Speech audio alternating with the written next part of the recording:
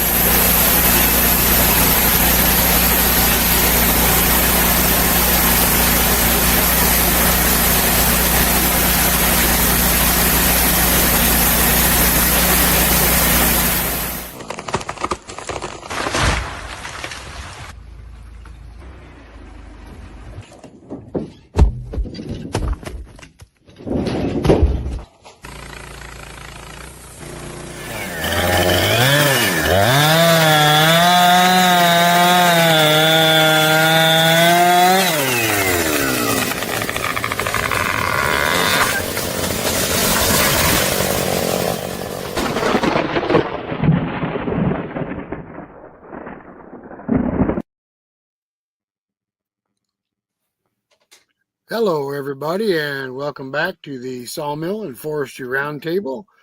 I'm your host, Rick, and to my side over there, you got Tim, John Davidson, you have Neal, you have Andy with Southern Adirondack Outdoors, you have Gary Atkinson, and you have Thomas from TC Sawmills.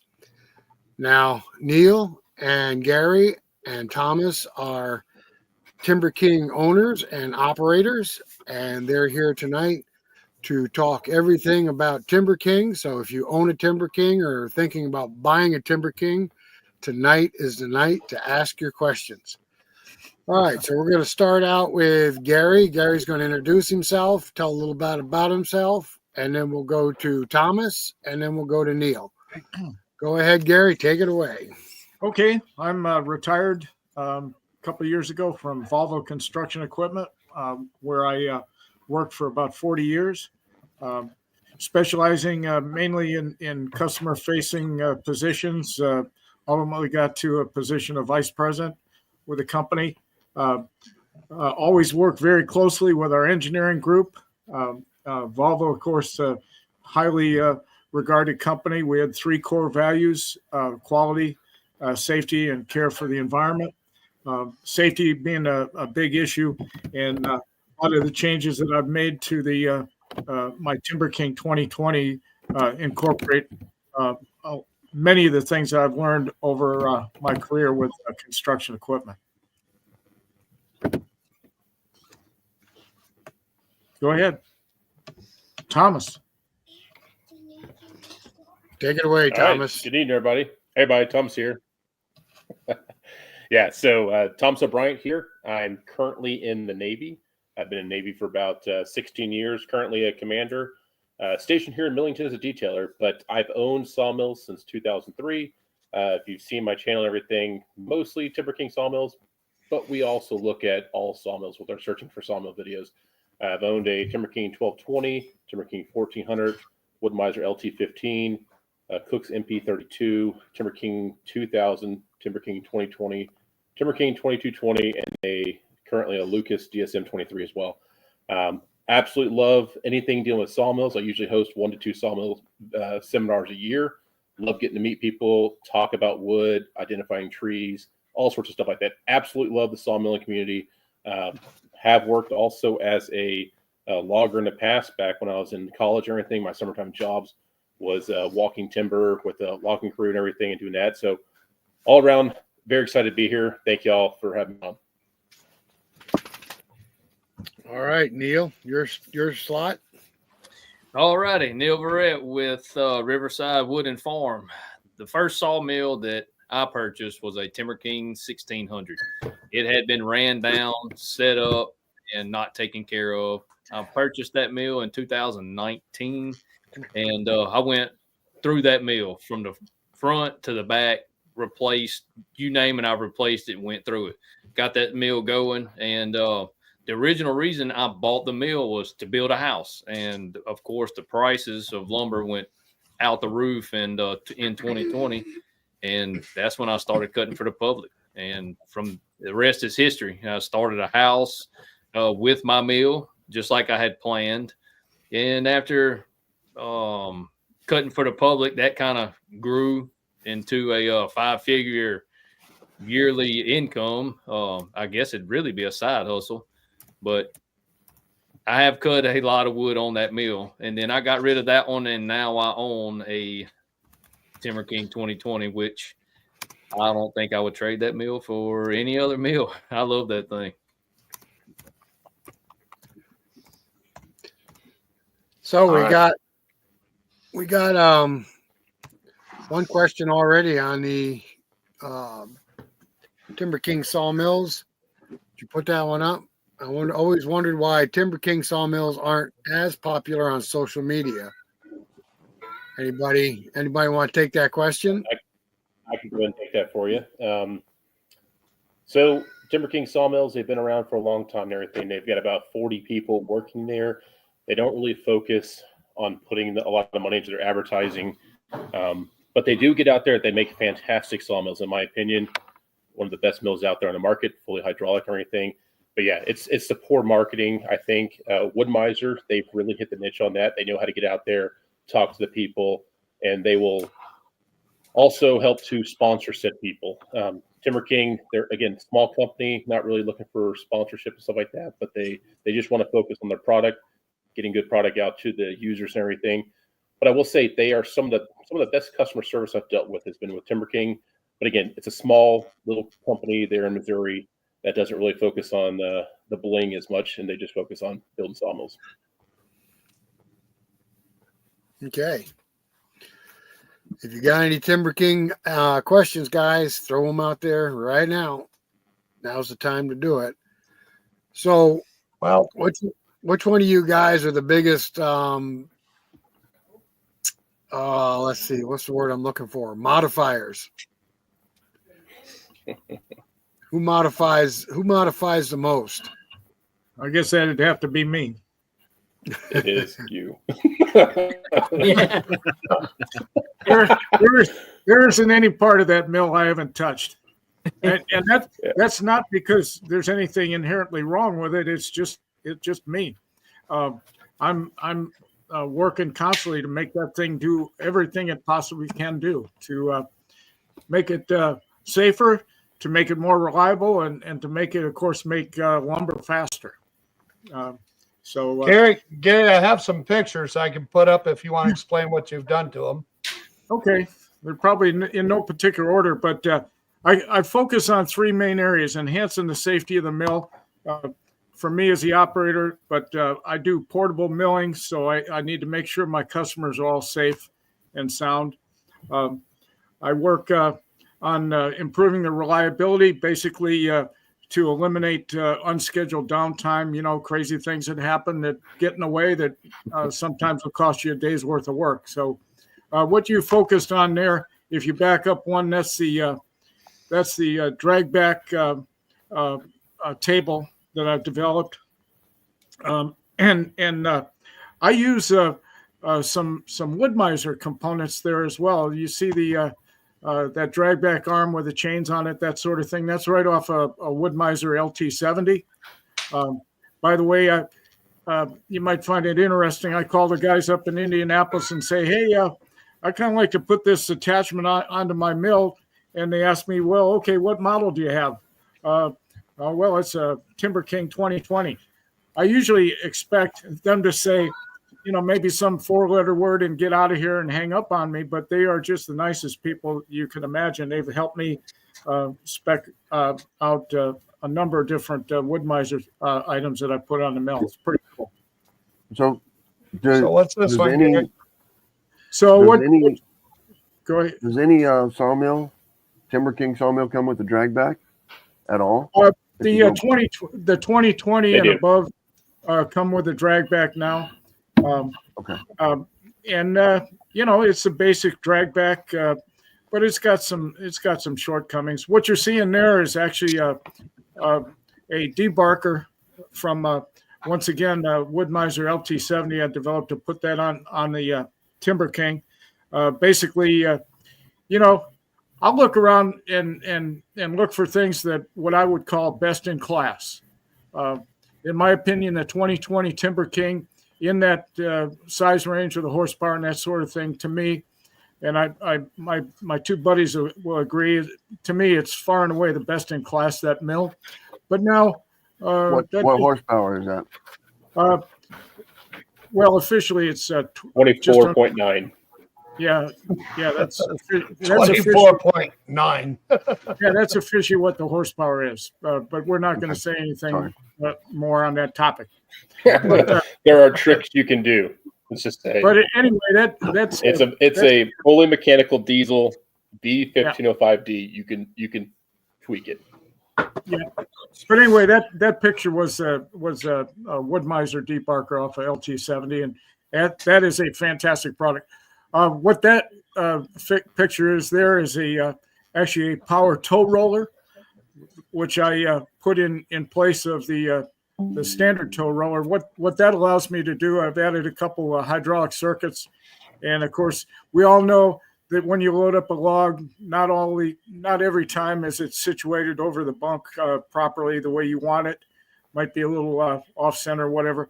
What that power tow roller allows me to do is to move that log or cant back and forth and get it positioned on the bunks properly.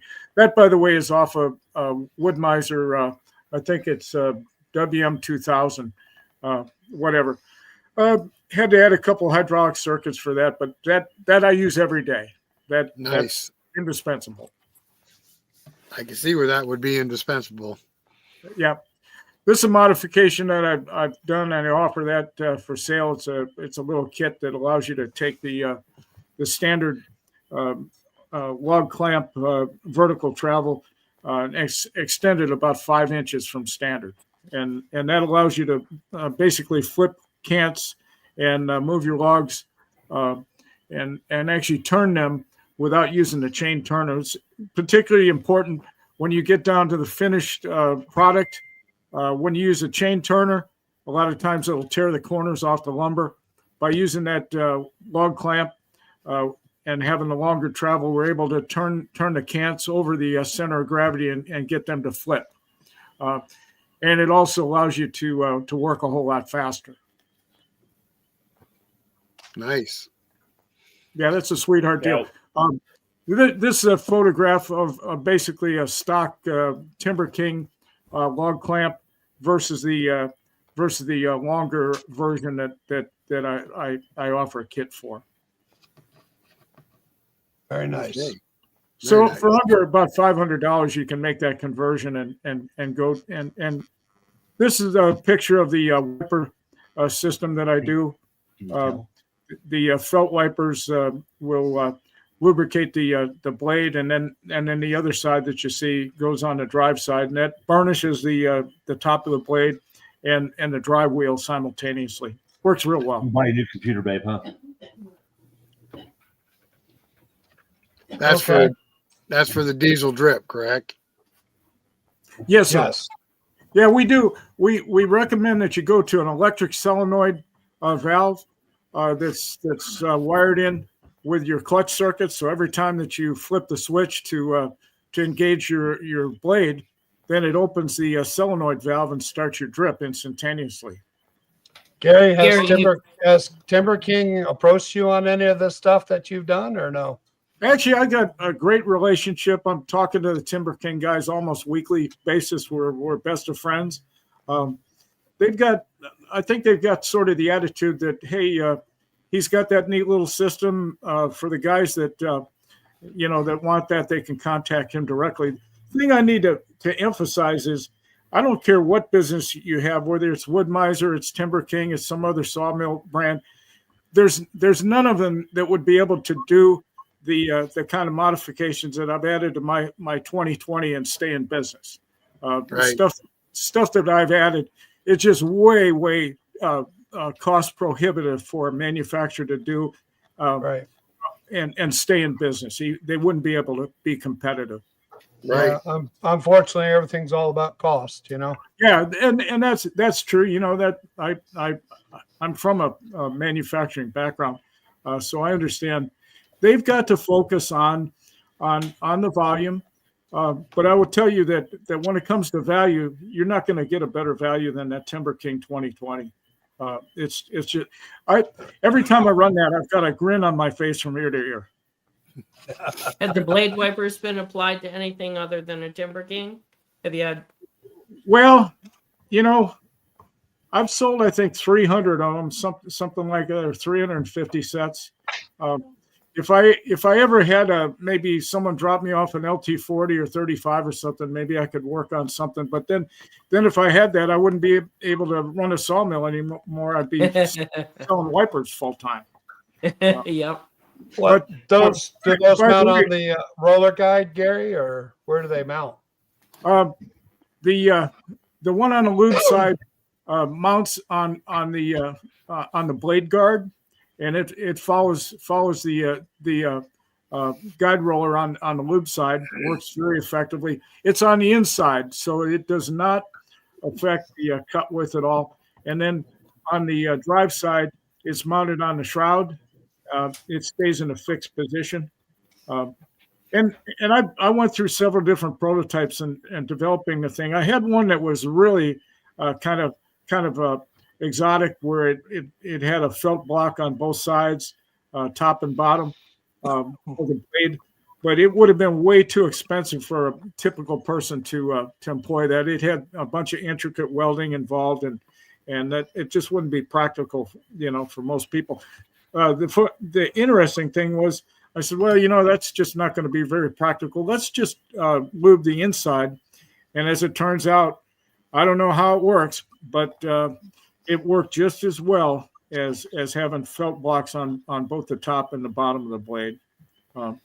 By the way, one of our good friends, TimberKing operator, has a Facebook page called TimberKing Sawmill Owner and User. And I posted every single one of them, 90% of the changes that I've made to the mill on that Facebook site. So if you get on that, get a membership on that site, you can go to the search engine, type my name, and about 2 or 3 years of these updates will come up.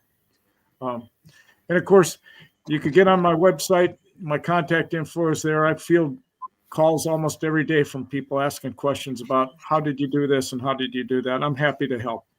So Okay. Neal, there's a question up there for you. I'm trying to figure out what that is. What's the sugaring? I was too. that's a hair removal technique. Uh, Kind of like waxing. the hair removal. Yeah. Obviously, he's not using it. Yeah, evidently not. Him and Craig had the same barber. Yeah, really. Where are these guys coming from? Oh man. Hey, There's I see a a question here if from one of you Paul. guys No want to take barber. it. Yeah, so I'll take that TimberKing, question. they've got belts on their wheels. Yeah, you guys could be like the ZZ Top of sawmills. Yeah, so the question here, they use belts on their wheels. A B56 is the belt that comes with the sawmill, and that's a really tight fitting belt that you would need essentially 4 hands to get on. You can also run a B57 belt, has a little slop in there, and that can take it off. Now, there's different types of belts. You can get the cheap Gates belt. You can get a little more expensive Continental belt, or you can even go to some of those what do they call it? There's the blue ones. Polyurethane? The polyurethane ones, exactly. So the issue, if you're running a diesel drip, now I don't really see this and it's being an issue in my sawmills. With a diesel drip, it can eat up the life on some of those belts. Typically, I change out belts somewhere around 200 hours or so. And I run B57s just because they're easier to get on and off because I got to cut a B56 off. Well, what I have seen on those mills, on the B57 belts, it seems especially with that diesel, it wants to start slipping a little bit. If you start getting any kind of slip, then your belt will get hot and your blade, well, you know what I mean? Everything's slipping and you're not getting your cut. So I went back to the B56, even though they're a little more of a pain in the butt to get on there. That has been my experience with them. Let me make a comment on the diesel. I think guys that haven't run the felt block and the drip type arrangement, we use a sight glass that you can use a needle valve, so you meter the flow of your diesel down to just a few drips per second. And I think a lot of guys who get the standard TimberKing and they're used to running water or windshield wiper full time without the solenoid valve, and the stuff is dripping all over them, making a mess. That's not what we're doing. We're only down to a couple drips per second. If you run into something that's really gummy, you can turn it up. But I could run on that, whatever that tank is, I could run for a week straight of milling using my system, just dripping, a couple drips per second, where I think a lot of guys are just splashing water and windshield washer, and they kind of relate that, well, if I was using diesel, I'd be flowing the same rate. That's not the case. We're just using a fraction of what maybe some guys would be using, water mix. Yeah. Well, John, you use diesel drip. How much do you use? Diesel drip is one drip every 2 seconds. There you go. Drip, and you count to 1,000, 2 1,000, then it's another drip. You can run 5 gallons. 5 gallons of diesel you can run for 6 months if you're running it 8 hours a day, 7 days a week, 5 days a week. Yeah. You can run 5 gallons in 6 months. And so I think guys kind of figure, oh, well, if I went to diesel, I'd be going through gallons of that. That's not the case at all. No, I got videos on there on my channel. I guess I have to make another video now, huh? Because we mentioned diesel drip. Absolutely. I got videos on there that says diesel drip's cheaper than water. Cheaper than running water. Beer is less costly than water too. Well, so if you're filling up your water, if you're filling up 5 gallons of water in your water tank, how long does that take? It takes a minute. Twice a day. That's 2 minutes a day for 6 months. Well, you know what I mean? It adds up. That's exactly what I was talking about. Time's money. About the downtime. If you're taking time doing that, then you're not cutting wood, right? That's right. That's what I'm saying. Time's money. Especially on a traveling job where you have to haul extra water. I used to use water on my 1600 mil, mix it with pine saw, and you got to run it pretty stinking hard. And then I did a diesel versus gas TimberKing 2000 and 2020 comparison. I got that video on mine. And I went down to Jack Hudson's place, and he runs soap and water. And all of your exhaust side, where your sawdust is going out the exhaust side, that stays wet. It packs up with sawdust. The whole mill stays wet. Absolutely. And what does water do to grease? Well, that stuff is going on your guide rollers, and you have grease. You got grease from my experience. And you on a traveling job, you got to carry extra soap, extra water, and all this mess. All right, guys, just give me half a second here. One of our biggest fans just popped on, my grandson Ethan. I just wanted to give him a shout out. How you doing, Ethan? Thanks for joining us. Nice. And we got Vic Yard has joined us. Vic, I'm wearing your shirt tonight. Tim's wearing your hat. Vic participated in, we're helping Vic participate in rebuilding a cannon for a VFW hut. So Vic was up here with some locust logs, and we cut them up for him. All right. Yeah, I saw that. I wanted to ask Neal a question. Was it your video we watched with the tomato steaks? It is. And I cut a bunch of them. Thanks, buddy. We appreciate it. The past couple of years, I've been cutting about that many every spring, and of course, I've had a lot of comments on do you sharpen them and all that. Well, it's a huge production produce farm, and they don't require them sharpened. They like them square. They drive them in with a fence post driver, and they usually getting about 3-4 years out of them on the high end. So yeah, out of them 20,000 steaks, I think I figured it up. It's right at 11,000 board feet. And then if you was to take your coils and everything else, you running some board footage right there. Yeah. What's the dimension on those things, Neal? 1.1 by 1.1, 5 feet long. That is what they asked me to cut them. And after they dry, of course, they'll be a little closer to that 1 inch. But if they don't get them, there was one guy I cut for. He was driving to Florida, and then I think they were coming from overseas. They were getting treated ones from way overseas somewhere. And heck, let's try to keep it local. So what wood are you using? Just yellow pine. Yeah. Yes, sir. Well, yellow pine is pretty hard, isn't it? It's it not too gets bad. hard. Yeah. It gets hard. Yeah, it does. When it dries, I build my house out of rough cut lumber, and when shooting that framing gun in it, on a 3-inch nail, you get about half of it in some of them boards. That's all it'll shoot. There's no question. If you want to drive a nail in that stuff, it better not be more than about a year old. I guarantee you, it gets hard. But they getting roughly 3 to 4 years out of them steaks. Neal, speaking about your house. Yes, sir. That's it. I've cut everything. The post that's going around the porches right there, I cut them. That is the very first thing I cut on my TimberKing 1600 when I bought it. I pulled it to my pa-in-law's house. He said, "I got some pine trees you can have. Let's go out there and cut them down." So me and the pa-in-law cut all them down. That's how I learned how to cut on a sawmill, cutting those posts. And then we brought them and had them treated at the local treatment plant right here. And so, man, that's a lot of cutting right there. I've cut everything but the plywood on that thing. So Neal, they don't are you having any issues? I traded a deer head for some of that. What's that? Oh, yeah. You came over and I got my second story in now. You having any issues with needing to get that lumber inspected or grade stamped or anything where you live? If you build out of rough cut lumber, it has to be full dimensions. That is the only thing that you have to pass code. So a 2x6 has to be 2 inches by 6 inches. You can't use the store size lumber. In what state? In Mississippi.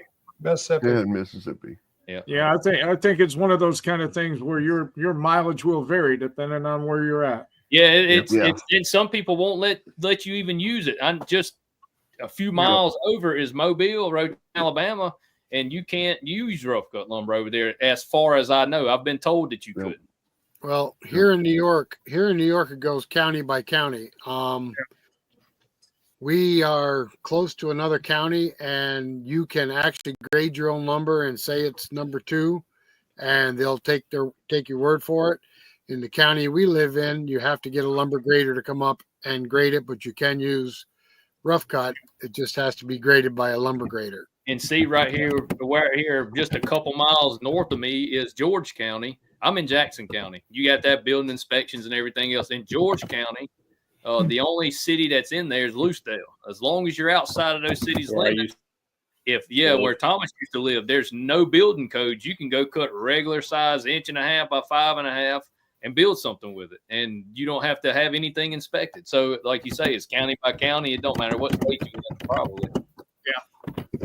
So we're having actually a TimberKing sponsored sawmill show coming up on April 5th in Woodruff, South Carolina, and we've invited the Southern Pines Inspection Bureau to come down and do a presentation on what they provide. Thing that I've found, and if you get on my website, you can see some details on it. I think that these companies that do the inspections, they've caught on to the fact that there's a lot of guys out there with sawmills, and there's a market for their people to go out and actually do the grading. I think they've caught on. Well, one thing nice about the area we live in, there's a lot of houses here that are pre-Civil War. Some of them are pre-Revolutionary War.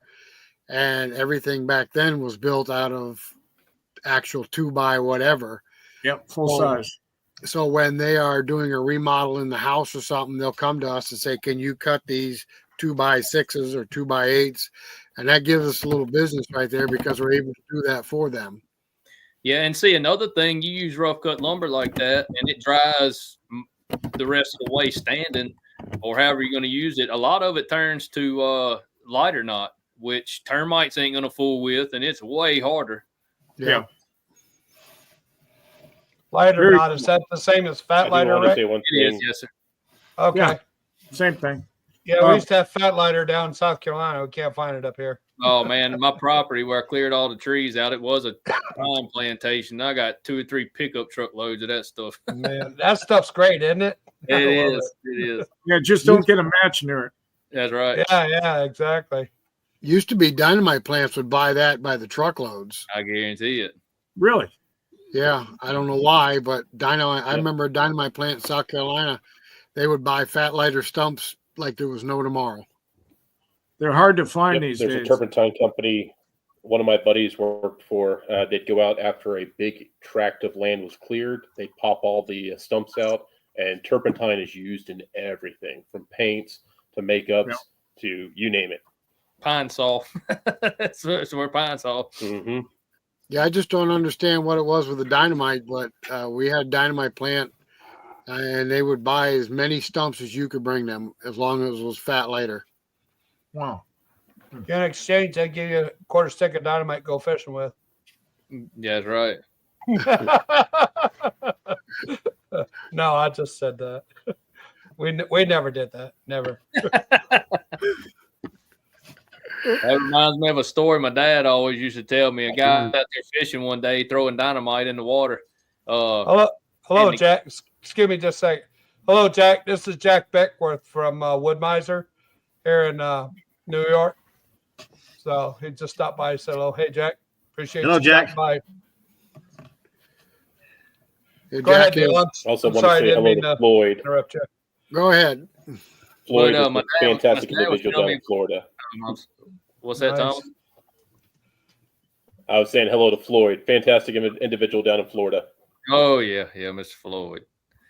But yeah, my dad said that guy would he was fishing. The game warden come up on him because he was throwing dynamite fishing. He said, "You know that's against the law. You can't do that." And he lit another stick of dynamite and handed it to the game warden. He said, "You gonna shut up and fish?" Yeah. You gonna talk or you gonna fish? That's right. That's right. Yep. Grab a net because they're coming up. That's right. Craig, you're awful quiet tonight. TimberKing. What? Let these Timber King, guys, keep let it these quiet. guys share their stuff. I tell you right now, what's amazing. I was talking to Mr. Craig not too long ago, and he Who? was Mr. Craig. Mr. Craig. Yeah. Oh, Lightning. Mr. Craig. Mr. Lightning in his beard. Yeah. But he was sawing that spruce, and he was telling me the moisture content in that wood never been through a kiln or anything. Logs sitting out in the yards, what is it, 7%? Yeah. And I was cutting pine, some green pine. I laid my moisture meter up there and took a picture. It's like 69. Wow. What do you guys want to answer that? Does TimberKing have its own blades? Yes, kind of. So Kind of like Oh. Hud-son. Elaborate. here's what I'll say. All right, so the blade stock comes from the UK. It is good blade stock and everything. There are other companies out there who use the same blade stock. I believe Jerry's Resharp uses the same. TimberKing then has their name etched onto it, and they sell it from their facility there. Really good blade stock, good steel. Very happy with it. But they don't make it themselves. There's only a few blade manufacturers out there, or steel people who produce this type of quality steel and everything. It's just who puts their name brand on it, kind of thing. Gotcha. We And know the somebody design of the like blade they that. use essentially is a 10. Yeah, it's a 1030 blade. It's the most well-used blade for any type of wood cutting. That's what we use as 10s. They're awesome. Yeah, we like them. Yeah, Craig doesn't need a dry kiln. His lumber is already kiln dried when he gets it. That's right. Yeah, Utah is a kiln. His trees are Man, already kiln dried. Speaking of That's blades, a whole different world from what we're used to. yeah, I guarantee it. Speaking of blades, there's one blade I started using. It's actually a Wood-Mizer blade, the 739s. That with this pine, I have no complaints on those blades. They're faster than any other blades that I've used so far. Really, I like Those them. are I run those as well too, Neal. Yeah, they pull the sawdust. Super It's a lot less sawdust in between your boards when you get done than any other blade. Also, I got a And the question faster- for any of you guys. I'm sorry, Craig. Go ahead. I was just gonna say the faster you can go, the less dust you're gonna have in between your cants too. right. Any of you guys have problems with waves in your wood? Just when the blade Oh. get dull. Get When the blade gets dull? blades dull or the belt's not tight enough. Huge Belt's tight knots. enough? Huge knots on a knots, pine yeah. log. I've seen it before, huge knots and stuff like that. Of course, you can watch your wood grain. It'll actually bow out around your knot. And I mean, every now and then your blade will want to travel that wood grain over the top of those knots sometimes and Yeah. move a little bit. I So see here's Thomas likes to cut nails. Yeah, here's the thing that I'll typically do if I'm on a customer job, which is that's what I prefer to do.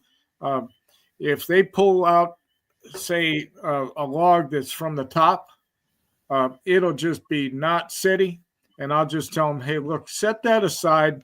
Let's work on the good logs for now. We get to the end of the day, we got time. We'll see about fooling with that, because they can be just nothing but trouble. And like Thomas and Neal recommend, if you do get a log like that, southern yellow pine, you need to load it from the small end towards your control side. Yep. Because it'll typically cut into the knot better. I'm not saying 100%, but it'll typically work better than flipping it the other way around. It has more tendency to ride over the knot instead of cut. But they can be aggravating. You're correct Very about aggravating. Andy, you guys have switched to a 47 blade. A 747, but we have a low horsepower mill.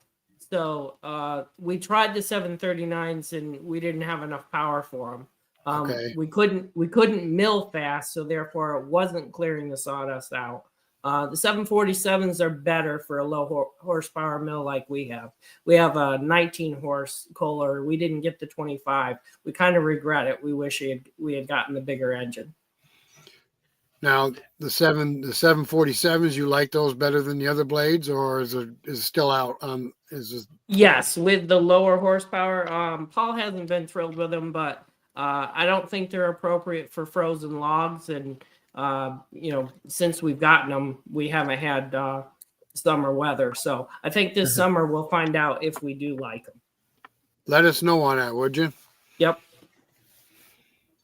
We get away with a 10 degree just fine, but this winter, of course, we've been a lot colder this winter than we normally are.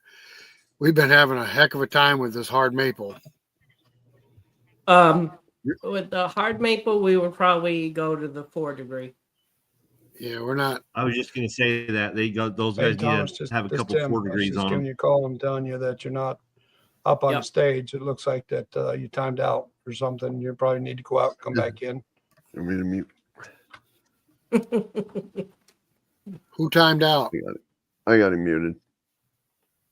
So, So Thomas, Gary, your business is primarily a mobile business for customers? That's what I prefer. I, a lot of guys don't like that, but I enjoy working with people and taking my mill to their locations. But there are some caveats. Most of the time, if a customer has not had someone come out and saw at their location, I'll pretty much demand that I've got to make a pre-trip to make sure that they understand what the requirements are, that their site is level, that I want to take a look at the logs that they've got. But I enjoy it. I think one of the neatest things is when you start cutting into that wood and that customer sees the product that you're delivering, they'll just have a smile from ear to ear. Yep. I just cut for a guy last Sunday, and we cut pecan or pecan, depending on where you're from. And that was the most beautiful wood. And I've got a 4-hour minimum. In that particular case, I could probably got it done in a couple hours, but we stretched it out, took our time, had a lot of fun, and he was so happy to see the product that we delivered. And I'll tell you what, I just enjoy that. Now, when I load up my pickup, I pretty much got everything with me. I have about a half a dozen Tupperware kind of totes, some with tools, some with extra parts, some with blades and all that. And you got to be a traveling show, and there's a lot to it, but I just enjoy it. I'd rather drive 100 miles and work with a guy than do it at my house. And I know that's opposite from what most people. I will say one thing. If you're going out and doing customer logs, you better have a debarker, because most of these guys are dragging that stuff through the mud and gravel. Yep. It's just, if you don't have a debarker, I'm sorry. This is not like working your own logs. They're going to be coated with mud. They're going to be full of rocks, and you name it. And that's why I put that Wood-Mizer debarker on my machine. I thought I did the research. They got the best debarker of the bunch, and so I made it work on my machine. Yeah, speaking of that, them traveling jobs, I did one this past fall.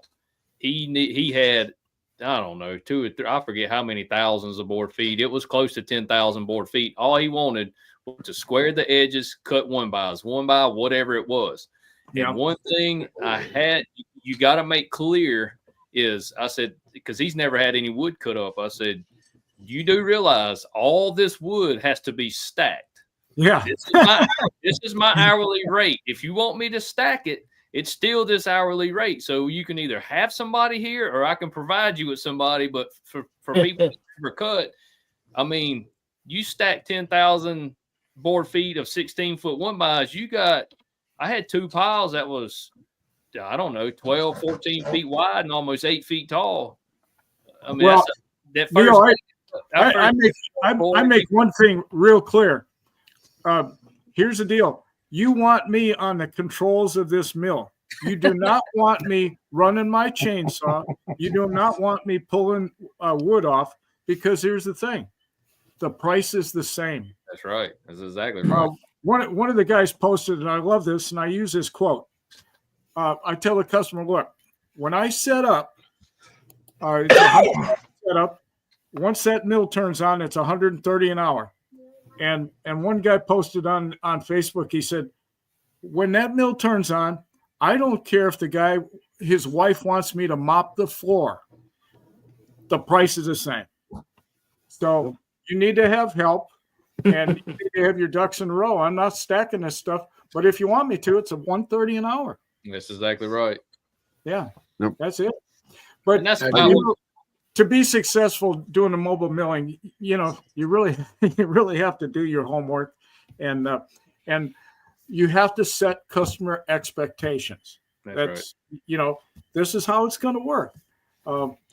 If you and by the way, on my website, I've got what I call a white paper that shows the milling details, what the price is, how much a blade costs if you hit a nail, what the setup is, what I expect in terms of help, how to stack lumber, you name it. It's all on that white paper. And so you guys, anybody that's listening, get on my website, and it might say copyright at the bottom, but you can copy anything you want. Now, Gary, do you have insurance on your sawmill to go to other people's? Well, for sure. I'm not. I run a stump grinder as well, but I don't go anywhere without $2 million in liability coverage. You just can't afford it.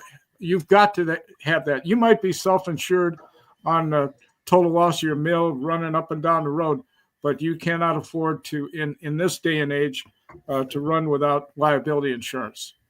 Part of what I did at Volvo was to prepare as an expert witness in defense of product liability lawsuits and all that kind of stuff. And I can tell you, you do not want to get named in a liability lawsuit, because if you get named in it, you've already lost. There's no winners. There's no winners.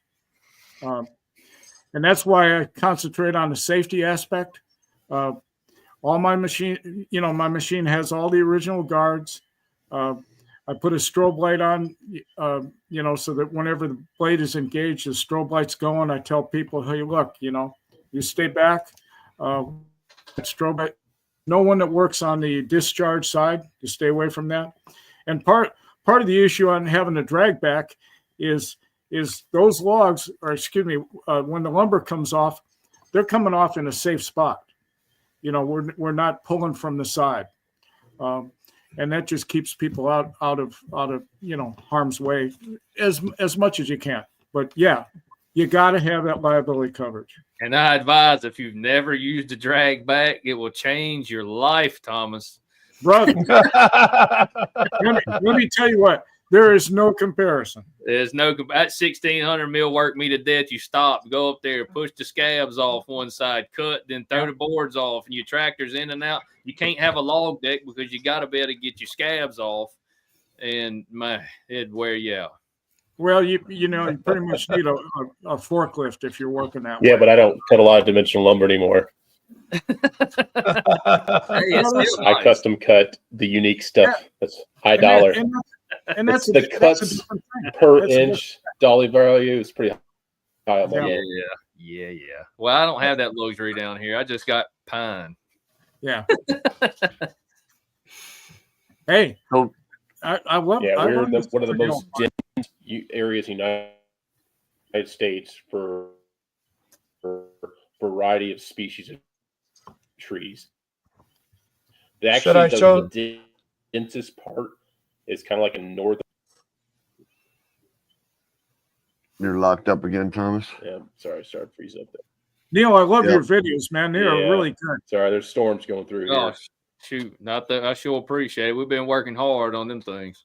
I'll tell you what, very, very informative. That's what we gaming for. Yeah, really good. So, Thomas, Gary, do they bring? Yeah, but what I was saying do is mills at your house? What was the question again? Do you do logs at your house? What if I brought your log? Yeah, okay. I do. So, and I've got a recent addition. I purchased a secondhand log loading trailer, because especially like after this recent hurricane, I get call after call every week. Hey, can you bring your mill out? I had this oak tree that fell over. Well, I can do it, but it's going to cost you $600, to move to cut that one log, because I've got a minimum. I can't take all this stuff out there. So, yes, I've gone to people's location if they have the ability to load a log onto a trailer. I'll bring it home and cut it for them, or they can bring it to me. But so many times I run into situations. Hey, I've got this tree that fell down. Oh, okay, I can come out and get it. Do you have a skid steer? You have a tractor that can load it? No. So I went out and bought a log loading trailer that that I can. It's got a grapple and all that kind of stuff. I can go and grab a log and pick it up and put it on the trailer. So yes. So you have a different price if I bring you a log? I did all the work. I brought it all to you. You have a different price, or is it still $130 an hour? $130 an hour. To same deal. Okay. The one thing I have been wondering, I wouldn't mind getting an opinion from you guys. So I cut that pecan last Sunday, and of course, they tell me that some of these fruit-bearing trees, old timers used to pound spikes and nails into them and that sort of thing. They thought that would make them more productive. So anyway, of course, I ran into a couple nails and I ruined a blade and that. Put a new blade on and ran into a part of that tree that was just absolutely rock hard.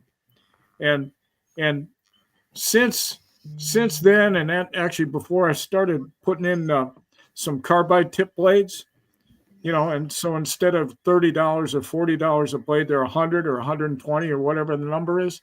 I was wondering about you guys, if you had any experience in that, would you recommend some kind of surcharge or some extra charge for running carbide tip blades, which of course have just they got a short life to begin with? What's your thinking on that? Because if you haven't run carbide tip blades, man, well, let me tell you, you want to talk about cutting. I've ran a carbide tip one time, and I've cut a little hardwood, and I was talking to Joe Main at Wood-Mizer. Of course, y'all probably know who he is. And we had the discussion of the teeth. I only had that one, and I thought about buying more, but I don't cut a whole lot of hard stuff. So I kind of went against it, especially after the point of your band your teeth outlast your band. Your band's only going to get so many uses anyway, and it's going to end up breaking, and your teeth are still good. Yeah, so that's right. Is it worth the extra money? Because things are about $100 a piece. Well, here's the thing that I found, Neal. Especially like on some hard hickory that's been sitting around a while. Right. I don't care what conventional blade you run, it's not going to cut it. Right. Hey, ask Thomas about that pecan log. I got some slabs. He did a video on it. It's 60 inches wide. Yep. And 11 feet long, a pecan tree, and we had a slab mill, and it was making the chainsaw bar dive when we was getting to a certain point.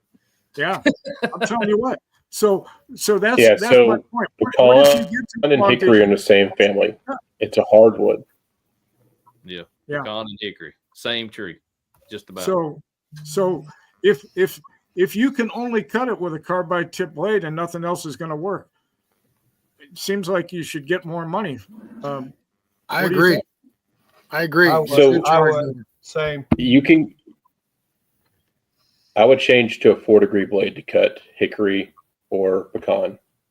Yeah. Or you can switch to a bimetal blade or a stellite blade. The stellite blade has a tooth on it. It's every other tooth kind of thing. Carbide blade. I've got carbide. I've run about 10 different carbide blades. I've got one that I've sharpened 5 times. I've been running that blade for about 2 years. We only bring it out for weird specialty cuts. Special occasion blade. High-end tree that I know has nails in it. Correct. Special occasion blade. I shouldn't admit it's cutting on the. I should not admit this. Cutting on the face of the blade, top and bottom. But I was running a carbide blade, cutting some hickory for a guy, and I don't know. I had one of those kind of senior moment brain fart kind of combination things, and wasn't watching close enough with that carbide tip blade, and cut right through one of the log stops, and it didn't even slow it down. I mean, sliced that mother right off, and kept cutting. So I've got a video. Where I cut through something like 17 nails as I was cutting up hickory. Continued running that blade for damn near 2 years. I sharpened it 3 times. It just keeps on going. It's unreal. Well, that's what I'm talking about. And it seems like. But then I've also run another carbide blade. Go ahead. Yeah, he locked up again, Thomas. No, he's not locked up. No, he's okay. Oh, okay. No. It's Gary. Well, if I had to run a special blade to cut a piece of wood that costs more than a regular blade, I would have a surcharge. There's no way around it because you're dulling that blade. Yeah. So even if it's just a small surcharge of $20 or something like that, but still, you should get a little bit more for using a blade that costs more. You know what I'm saying? And, Mr. Robert Westfall that sharpens my blades, and Thomas, that's how me and him met, was there. He charges more to sharpen that carbide blade more than he does the other blades also. Gotta have It a is hard special to stone. It Yeah. is. It is I need to very throw hard to do to get it precise. I need to throw something out real quick, guys, for anybody that's just joining us for the first time. We do these lives every third Saturday of each month at 8:00 p.m. Eastern Standard Time. And we try to have interesting guests on each month to bring lots of information. Okay. And so this month we have three TimberKing guys here. Three TimberKing guys. Yes, we do. So what was that last one? That last comment? That one. There you go. From South America. Mostly cut based on input per million board feet or million cube. 3 meters, maybe meter 3. I don't know. Squared meters. It's For bringing in meters. their logs. Cubic Meters. meters. It's like it's Cubic meters. It'll be a more Thomas consistent would measurement know. system for the customers per hour versus per hour. I think the M3 Yep. stands for per 1,000 board feet. Yeah, that's how I charge on on when people bring logs or whatever. I charge by the board foot. On a traveling job, I'll charge by the hour. That's That's what I the do. same with me. Because it does work out better for the customer if you charge by the hour instead of the board foot. I think if you go, you know what I mean. It the few that I've done, it always works out a little better for them that way. I think it's more fair all the way around. I think I so. really do. What, the hour? Yeah, hour. Yeah, it's like I went and cut for a guy, and this is crazy. So But all he wanted was 6x6 16s. And if you were to just charge, say, a normal board foot price, I mean, that guy'd get ripped off something fierce. And another how do you thing. figure? Wait a minute. How do you figure on the 6x6s that he's getting ripped off? Well, okay, so the way I explain it is, and Neal doing his tomato steak deals, I explained to someone, okay, if I had this 12 inch by 12 inch cant, Right. and let's say all you wanted was a 12 by 12 beam, Right. I make that in 4 cuts, right? Okay. Right. But if you wanted 144 tomato steaks, that takes me what, 26 or 28 cuts? And Right. it's the same number of board feet. Right. Okay. So I ask the customer, do you want the tomato steak board foot price, or do you want the 12 by 12 beam price, board foot price? Because they can't both be the same. They are both exactly the same. Yeah.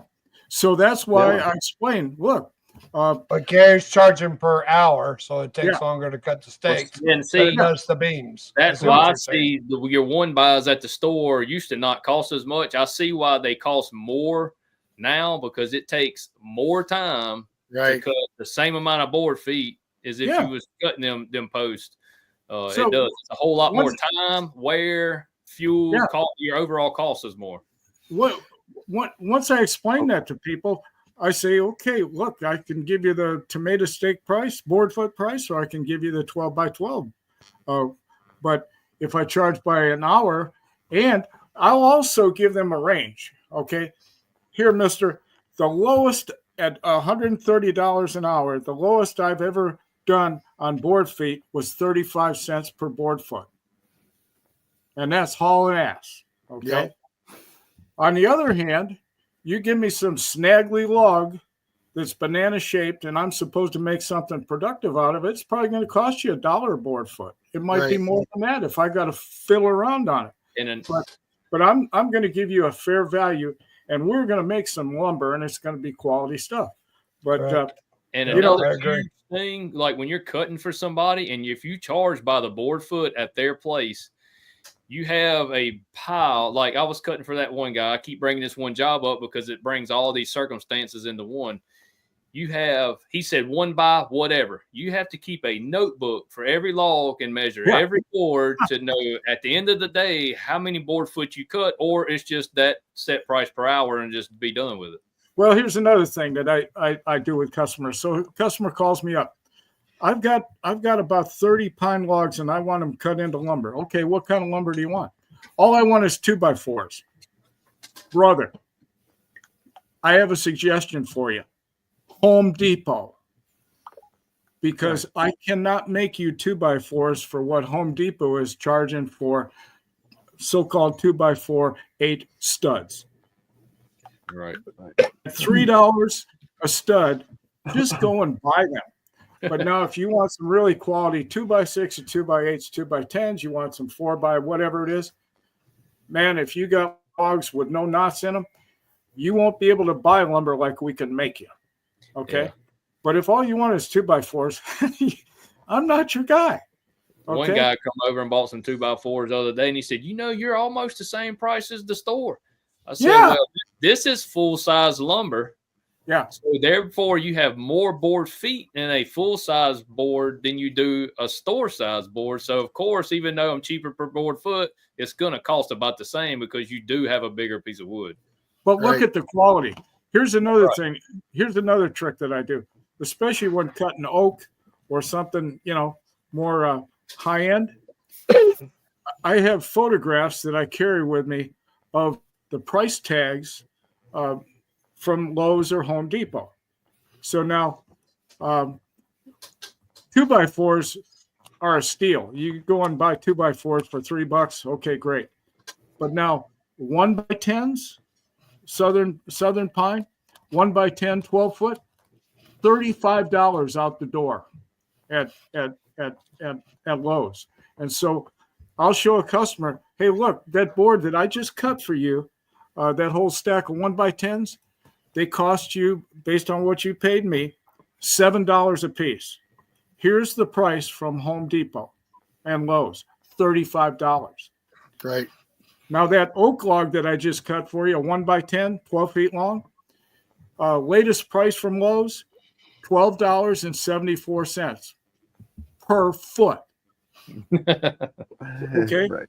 That board that I just cut for you, and you're going to pay me $7, was $145 out the door at Lowe's. Now, I just cut a stack of 20 of those, work the arithmetic.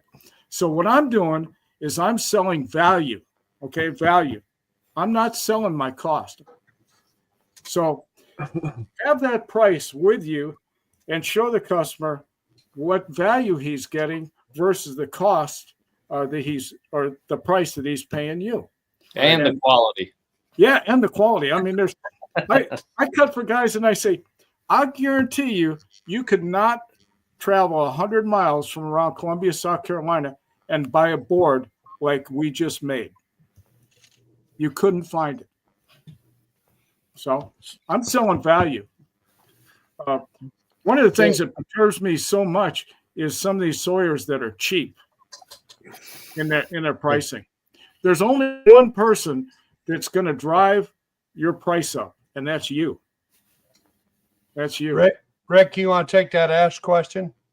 Yeah. I just wanted to ask, we cut a lot of beetle-killed ash, and we don't run into any resin. So I just wanted to ask him to kind of like elaborate on what he's talking about resin. We don't notice any resin in the beetle-killed ash at all.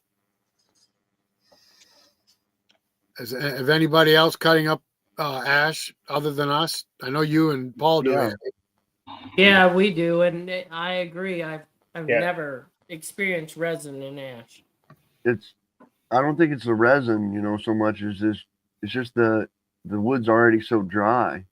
You know what I mean? That it's building up on there, and you think it's resin, and the water's not cleaning it off. Correct. Yeah, maybe it's already dry wood. Maybe explain it a little bit better, Ray, because some of us cut a lot of ash and we don't run into resin. So maybe you can explain it a different way where we can understand it. We had a lot of dust with that black locust. Ugh. It looks like resin. I will say we've never cut anything except white ash I've never cut mountain ash or green ash. No swamp ash. No, John, Hey, do not, Insane. do not, John, do not, do See? not. I get the blame for being the dirty one, and it's No, never me. God. It's always these guys starting it. I Swamp said ash, swamp mud blot, ash. swamp John. ash. Be sure you did. Those give me Swampy. a problem in the summertime down here. Paul, Yeah, that's what you get, Mississippi swamp ash. TMI. Hey Neil, I got a solution for that. oh, Go God. commando. Yeah. Man, it's not me, guys. It's not me. Oh, You man. guys down by the water have crab So- nets, so. So So, Oh, good Lord. Oh, You I had saw- started. I saw a comment Ray, that come question for you. up about going to bimetal blades, and Oh, and yeah. actually, Let me go back actually, to that. yeah, actually, sorry, that's more. there you There you go. go. I've standardized on bimetal blades from Kyle Kilgore down in Arkansas, and that's all I'm using is bimetal. What brand of bimetal are they, Gary? They're U.S. made stock from an outfit called Morse, Morse, and those babies are tough. And the other thing you mentioned, Craig, they're a little wider than the standard, which is which to me is kind of cool. Yeah. Yeah, the Wood-Misers, the bimetals that I use, the Wood-Miser bands, they're a full 1 3/8 versus 1 1/4.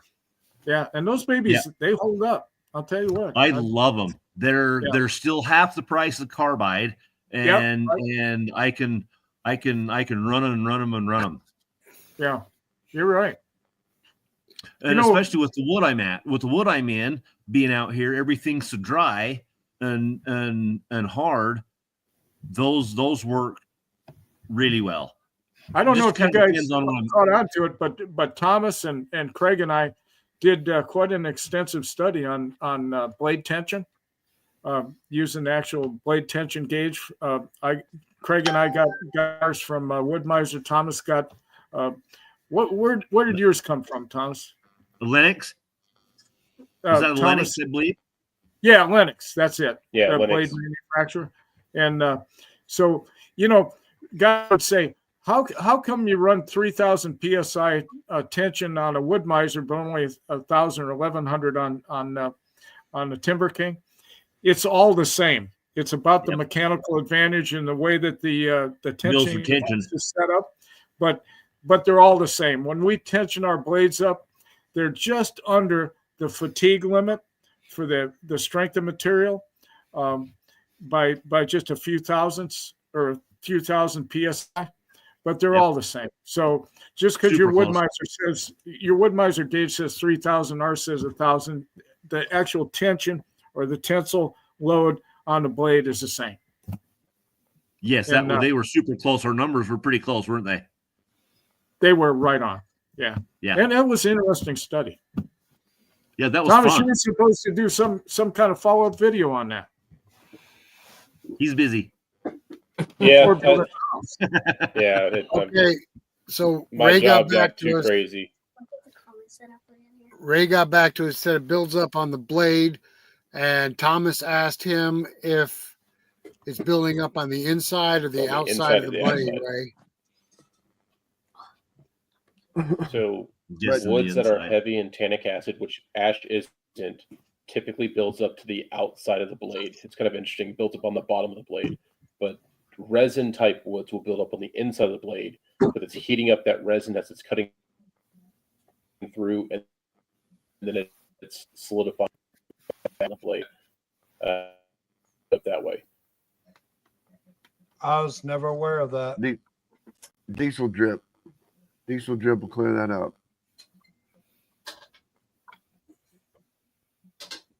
Yeah, exactly. So if I get into a situation, look at the blade, and it looks like it's building up, I just turn up the flow a bit.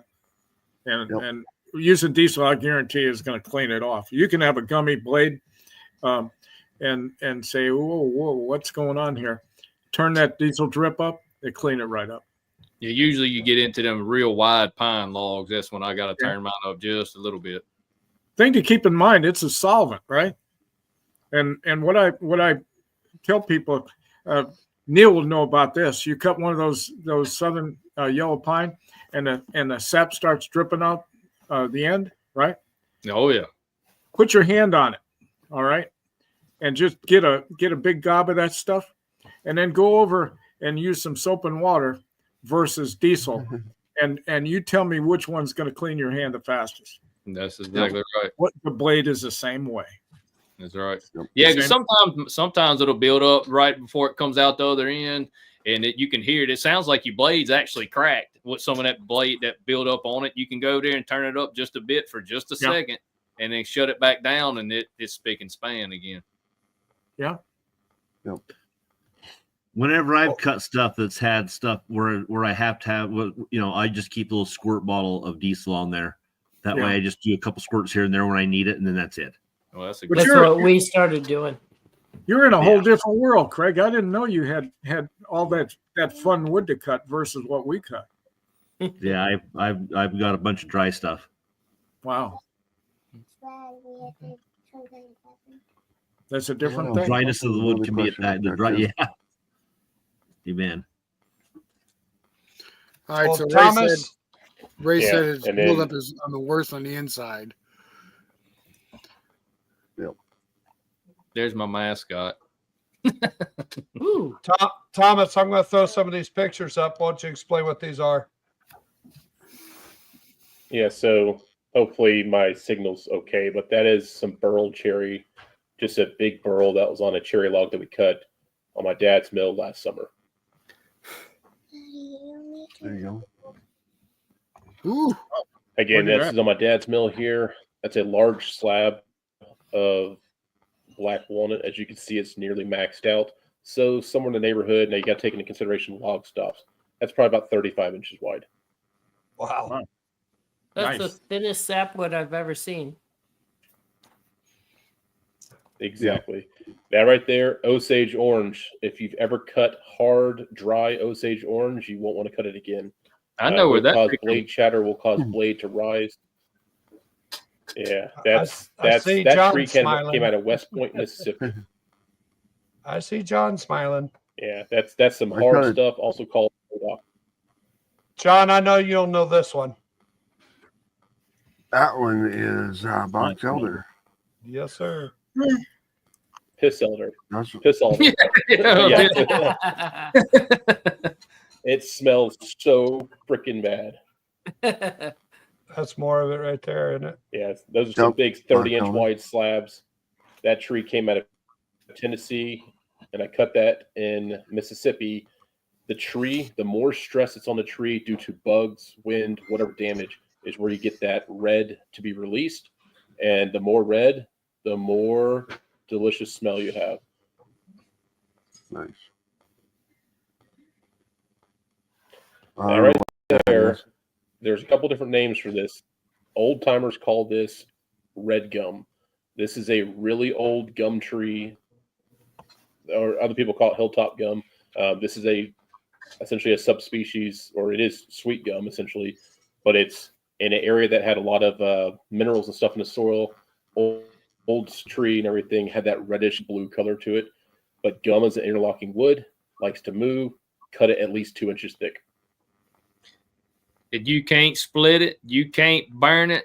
You can't do nothing with that stuff most of the time. Yeah, we had a whole conversation about sweet gum, didn't we, Thomas? All right, Neal, this is the wood you can't do anything with. This is Southern live oak. Absolutely. You can see my blade chatter throughout that log there. It's an interlocking grain oak tree. And so take all the crappy things from all the interlocking grains, add it to oak, and you have one of the hardest woods in the continental United States. This is what Old Ironsides is built out of, which the funny thing is the Navy owns 2 sawmills. They own a TimberKing 1400 and a TimberKing 2000, and they're operated in Portsmouth, New Hampshire. Kid you not. Right by us. Is that to And they maintain cut the old the ship? blocking for ships. No, it's actually they use it to cut the blocking for when they do dockings and stuff like that in the actual dry docks. They will take the sawmill, move it down to the dock floor, and cut the blocking to the correct sizes. They'll take because we have to use white oak blocking per regs and everything, or Douglas fir. Douglas fir has a compressive strength of like, I don't know, 350 psi or whatever, and then the white oak, of course, has a much higher. If you look in the Jenkins scale, I think white oak's around 1,400 or so psi. Excuse me.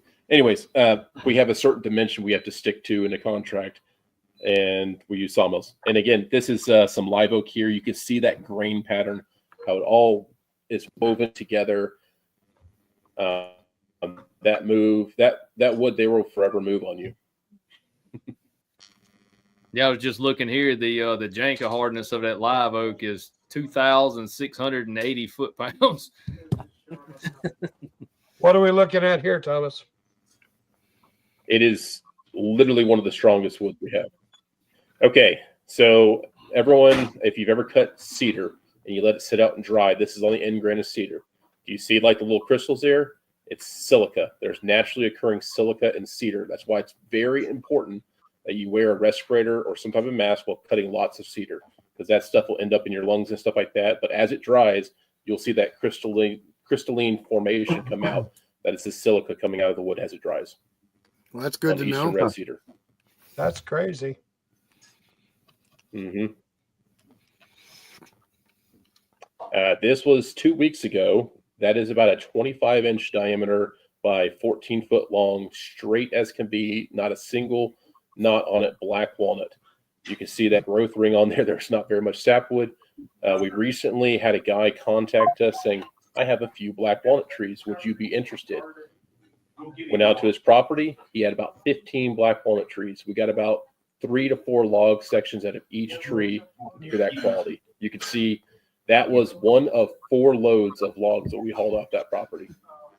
And all he wants in return is, I'll take a couple slabs. I said, yes, sir. Come on, take whatever slab you want. How did you manage that? I told you I was riding up next week, didn't I, Tom? You got to know a guy. No guy that knows a guy. Isn't that some black walnut behind you? That's some stuff I gave you? That's cherry leaned up against the wall. Yeah, we make a lot of our connections from the local community. That's right. Yeah. We make our connections through church, local community, people come out to buy wood. I guarantee if I get someone to come out to our wood, set up here and everything, they're going to walk away with at least $100 of wood. It's almost a guarantee. And we specialize in the weird specialty cuts that no one else in the area has. We keep about 30 different species on hand at any given time. And I don't know about y'all's area, but I know down here there was a small sawmill craze of starting about that COVID era. It seems like everybody and their cousin has sawmills down here right now. That's why you have so many with 50 hours. That was a 10.5-hour drive for me to go get that 50-hour sawmill. I think it'd be a good subject for conversation.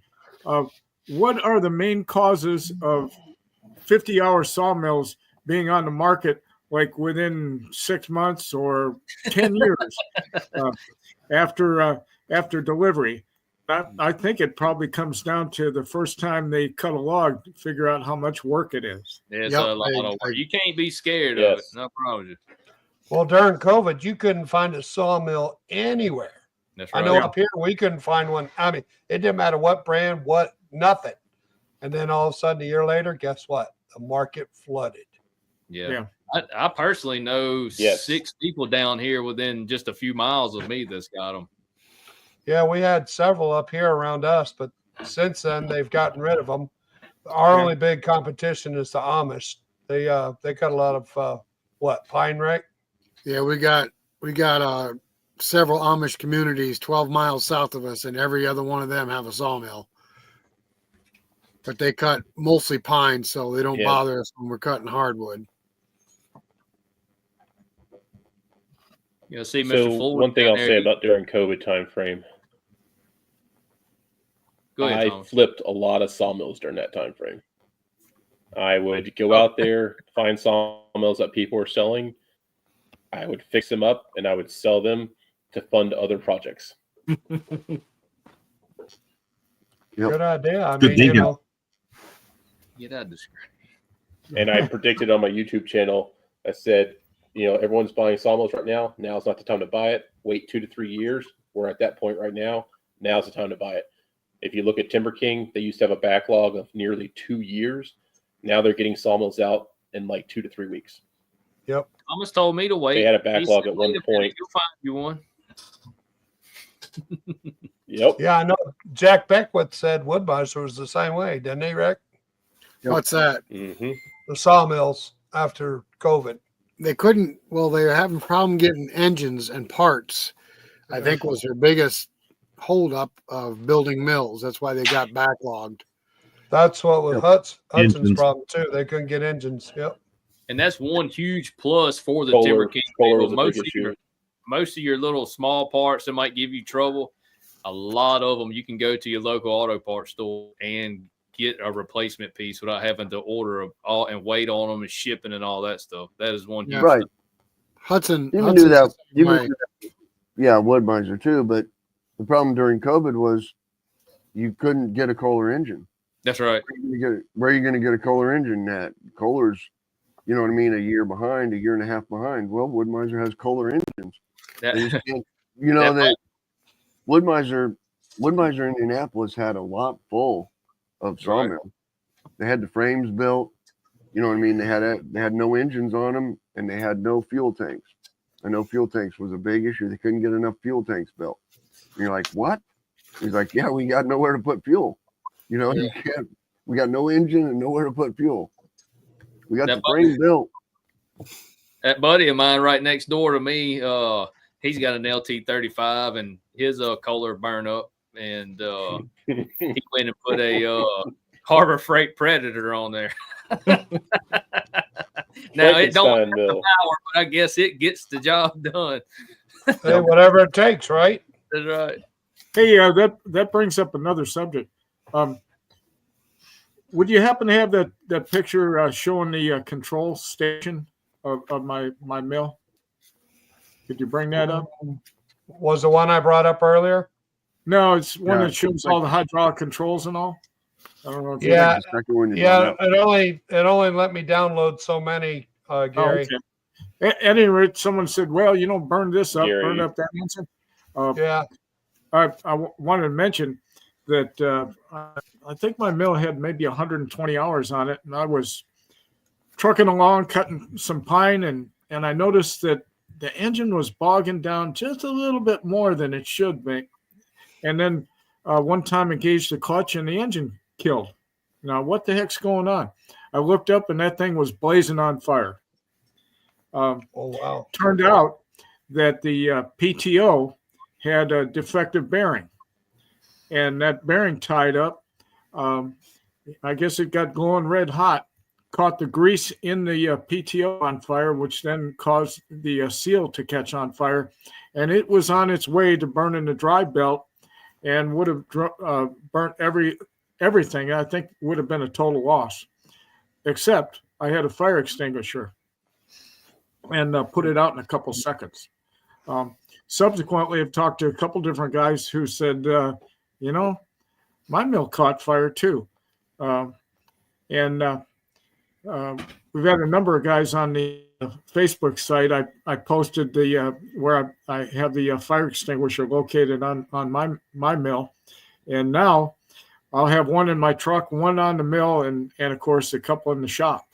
But if you hadn't thought about it, you've got all the makings there for a great Boy Scout fire. Yeah, see, there you go. It shows a fire extinguisher on the control side there. Boy, if you don't have one close by, give your head a shake. You need to change your thinking. Yeah, we got them right inside of our mills. Yeah, Same. Absolutely. Speaking of the insurance, we talked about that earlier. Unusual, I guess, but when I applied for the insurance and got covered on my 2020, along comes this guy who I'd not seen before. He was a third-party insurance inspector, and he had been hired by the underwriter who was about to attempt to write insurance for me, and he came out to inspect my operation, and he had basically three things that he was looking for. How clean is the place? What's the electric circuits look like in my shop? He wanted to look at the panels, make sure that the wiring was all good, and where are my fire extinguishers? Those were the three things that he was looking for, and if I failed on any of those, I wouldn't have got the coverage. So anyway, just a food for thought. If you don't have fire extinguisher on your mill or close by, I almost had one mill torn at $100. If anyone's ever had a sawdust fire, you'll know how bad it is. You cannot stop it. Yeah. We had one under my slabber mill one time. It took a bucket from a tractor to put it out. And that's probably mostly because you moved the sawdust instead of just put water on it. You were moving it. Pretty much. Yeah. Well, that video I saw of your forest fire, I saw you was driving a tractor with a fuel leak, trying to edge that fire out a little bit more. Yep, put 12 gallons on it. How did you wipe that hose out? That was a pretty good ding in there. I was using it like a bulldozer, and I had a branch literally go up, hit the cross connect fuel line, 2-inch line, and I started smelling fuel. I'm like, oh crap. I looked down, I could see a wet spot. I'm like, I gotta get this tractor out of here quickly. So I put her in third gear, just plowed through the trees to get out of there, and I got it to the road where the fire was no longer there and everything. And right up at that point, she was starting to hunt for fuel. Now, did any of that fuel catch on fire and folly or no? No. It by that point we had everything secured, but I was in the process of getting a tree ready to cut down. So in that video, you see the tree that I'm cutting down at nighttime. It was right next to where the fuel was, but we had gallons and gallons of water out there by then. It was all in, as a forester said, it was in the black. So that's good. Well, I saw you cutting that tree down in the dark with the sparks going. You didn't get none of those sparks on you? That was pretty wicked. That looked like something out of That looked like something out of Ghost Rider. I like that myself. I thought the chainsaw was like on fire. It was all that air, all that oxygen going around. My knuckles were singed off that exhaust. It was the exhaust is blowing right on it. Oh man. Boy, looked like something right out of Ghost Rider. I was like, holy shit, that chain's on fire. I did not start the fire, though. I will say, I did not start the fire. I just helped put it out. Sure. Okay. That's what we all say. I didn't start the fire. We know better. Exactly. I wasn't going to sing the song, but we've smoked a couple acres in our time. But looking at this, I don't have an LT35, but my 1600 mil, the one that I had and started with, it only cut 16 feet. It was the older one, and I had to add 2 feet on there to be able to cut 18 feet on it. That wasn't a hard job, but that was one of the modifications I did to that thing. On the 35, on the LT35, it's just like any other mill with your rollers. Put your rollers up. Lock your log down between your dogs and your log stop, and make your cut. So as far as you can, you're 21 feet you can cut.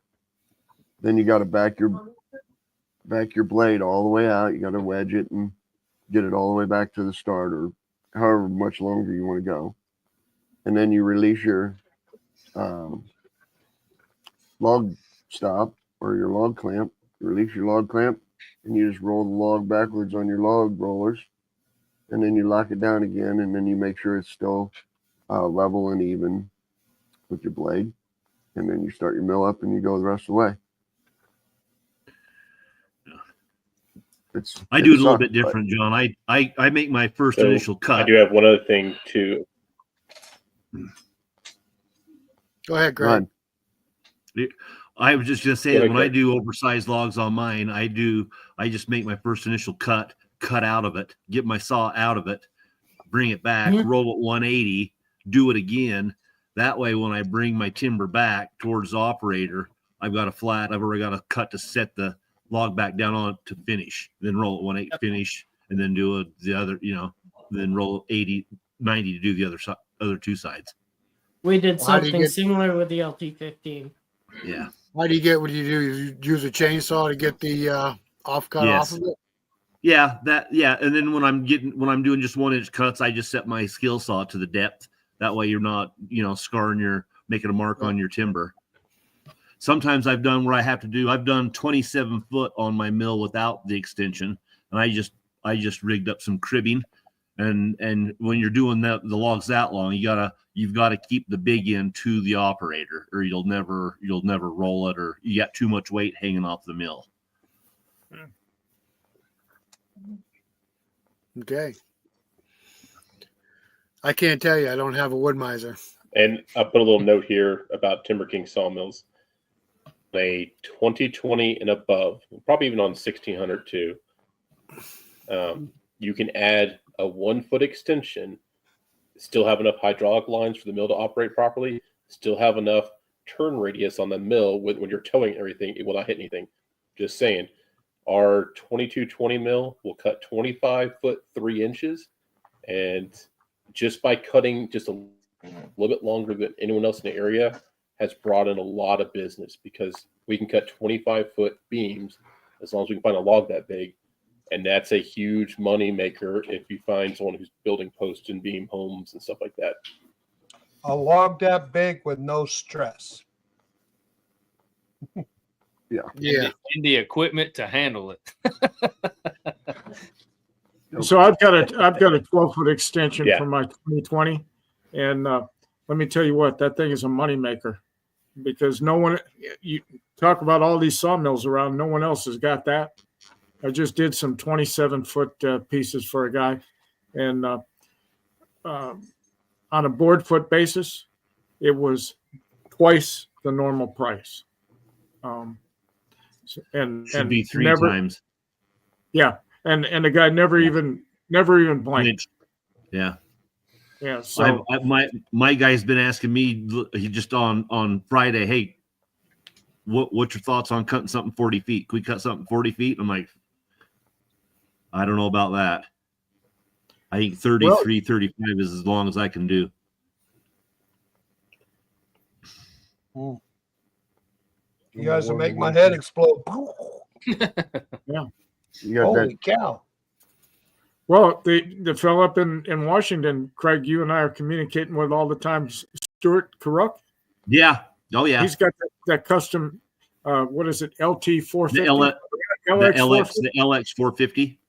Yeah, and I think he's got like a 40-foot bed on it or something like that. Yeah, and he's I think he's capable of doing 55 feet in a pass. Yeah. It's unbelievable. Yeah, wow. Yeah. Super smart guy. You got to have a giant log to get anything out of that. Yeah, no question about that. But very helpful, very good. Yeah, very good guy. Him and his wife, actually, I think he's Anita. Him and Anita that do the sharpening, correct? Yeah. Yeah, he took up on the sharpening business after Wood-Mizer, shut down. Resharp. He's a super guy. Way good guy. He actually helped me a good bit adapting that power tow roller onto my 2020. Yeah, so he had also done that too, correct, Gary? Yeah, he's got 2 or 3 of those power tow rollers on his rig. And more clamps. Yeah, more clamps, and I mean, it's unreal.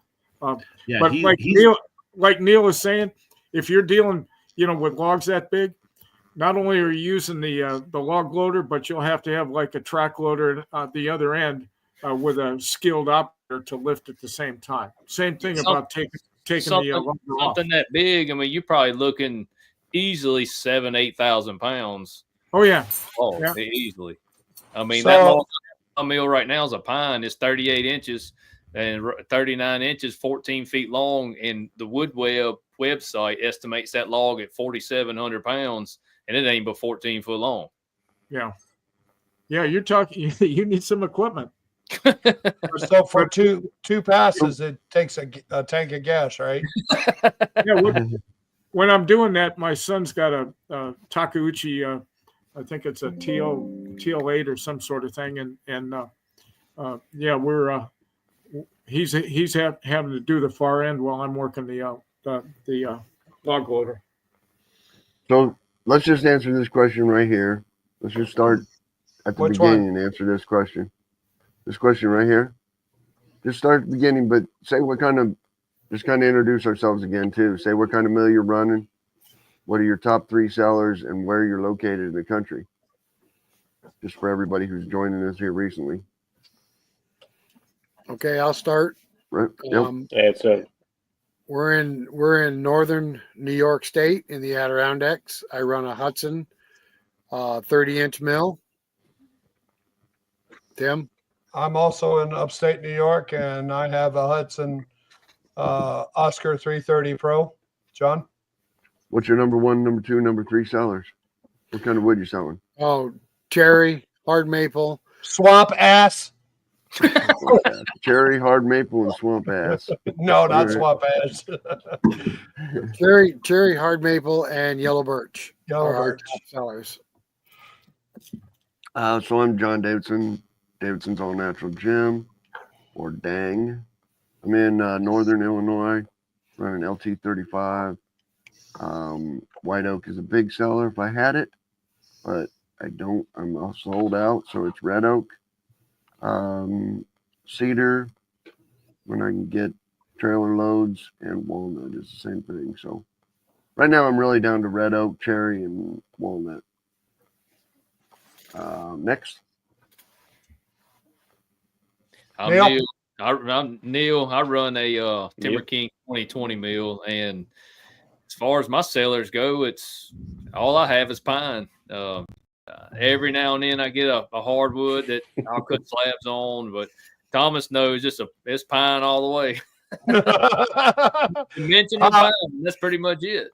Is there different species of pine, like yellow pine and? Well, you do have a white pine. White pine, yellow pine. You got a long leaf pine, a short Long leaf leaf pine. pine. Yeah. You got all them. There you go. But Turkey pine. it really just comes down to dimensional wood. I just cut them all lengths, throw them in piles, but I tell you one thing that I have, like I got the Woodmaster 721 with the Super Pro Pack, and that's where I'm trying to go that direction and make a little tongue and groove and stuff. And one thing I have been doing with some of my pine logs is putting them in a pile. The bigger ones work better. Put them in a pile, let them sit for a year or so. They're going to get beetles on the outside. Don't panic on that, but they'll start to blue. And when they get all that blue color in there, that makes some very pretty tongue and groove. But and you can charge more for it because it does take a longer time. You know what I mean? You have to let that log sit, so it ain't just something you can go cut down a mill right then. That's blue stain, right? The blue stain in the wood. As far as pine, it's got to sit a while, and that's kind of, I'm trying to get my pile up. And I believe it or not, I cut a bunch of that the other day in tomato steaks. I was running low on logs. I started cutting it. I got my stuff down. I got a bunch of load of brand new logs. And then a guy called me. He said, "Hey man, I'm redoing this. I'm building a bow shop at my house, and he wanted some poplar." I said, "We ever heard of blue pine?" I showed him a picture. He fell in love with it. He said, "Cut it." And I went to cut, and I could not cut enough. I kicked myself in the butt. But I was just trying to make an order. I mean, you got to do it sometimes. Yeah, you got to do what you got to do. Yeah. Andy? We're in the southern Adirondacks in New York State. We're hobbyists, so we don't really worry about a specific wood to sell. Probably the biggest thing that we've developed a relationship with our local tree service, and he's been bringing us a lot of spruce. So it's probably the thing that we hate milling the most, but it's probably what we've been milling the most. But from the property and a few sales, mostly black cherry. We're running an LT15. Did I say that? No, you did not. I was waiting. Gary? You did know. I've got a TimberKing 2020 with the Kubota diesel super machine. And I'm cutting whatever the customer has. Southern yellow pine, white oak, red oak, cedar, poplar. I love that rainbow poplar. Neal's talking about the gray stained pine. Sometimes it'll be gray. Sometimes there's red in there, purple, green, all colors of rainbow. It's unbelievable. I wish there was a formula, exactly for finding that stuff. Most of the time, cow crap. It's most of the time it's standing pine that have been attacked by beetles, and they're about a year old or so after the beetles get into them, and it's some beautiful stuff. But whatever the customer's got, we're cutting it up. Craig? Don't look like them saying a damn word. I'm Craig. I'm out in Utah. I run 2 wood misers, an LT40 and LT50. 99% of the stuff I'm cutting is for our projects, going right into buildings. So I do a lot of timber. I do a lot of dimensional stuff. Do a lot of 1x stuff. I run TNG through a MP260. Do a lot of shiplap, a lot of TNG. Yeah, all my wood is already standing dead, and it's already blued, and I can dry stack it and run it through the planer the same day. Do you have to sticker it? No. That's unbelievable. I wish I I could do in the winter. I do in the winter if I don't have enough place to, if it's going to be out in the elements, I will. But yeah, no, I don't need a sticker. I'm actually planing it within in the same week. Unreal. So That's crazy. Dan, What do you think of that, Neal? to answer Daniel and Leslie Williams' question, yes, that is Craig Wilter. Thomas? The man, the myth, the legend. Yes. Yeah. all of them. Everywhere at once. The man behind the texts. Hey. Yes. Yeah. So Thomas here from TC Sawmills. We've got a couple TimberKing Sawmills right now, a 2220, a 2020, and our Lucas Mill. Currently, white oak is always a big seller here. We have a ton of white oak on our property, but we don't cut logs off our property. We get them from the other area. In our log yard, we typically have 200, 300 logs ready to go. But the majority is going to be white oak, eastern red cedar, and black walnut. Those are our top 3 sellers at any given time, and it kind of goes in waves. Sometimes poplar is really popular, this, that, and the other. But you can always sell trailer decks to anyone with heavy equipment. And if you sell them white oak trailer decks, I mean, that's easy money right there. And if you install it, that's stupid easy money. If you black walnut, if you cut black walnut, they will come. I don't care where you are in the country. Black walnut will pull people in. When I lived in Mississippi, I would haul my logs down from Tennessee to Mississippi, and I ruled the southern, portion of Mississippi when it came to black walnut. It was awesome. And then eastern red cedar. People always want to use it in projects. The only problem with that, though, is red sometimes really hard to work with some of the colors in a house. But yeah, those are my top 3, usually all the time. I have a wood species. I gave Thomas some. Have any of y'all ever cut camphor? Oh, John. What does that smell like, John? I don't know. Camphophonique. Smells like camphophonique. Smell like sticky nose and Vicks paper rub. It's pretty good. Camphophonique. That's what Vicks And I is tell you made what, he thinks I'm crazy. That stuff's crazy. It's crazy.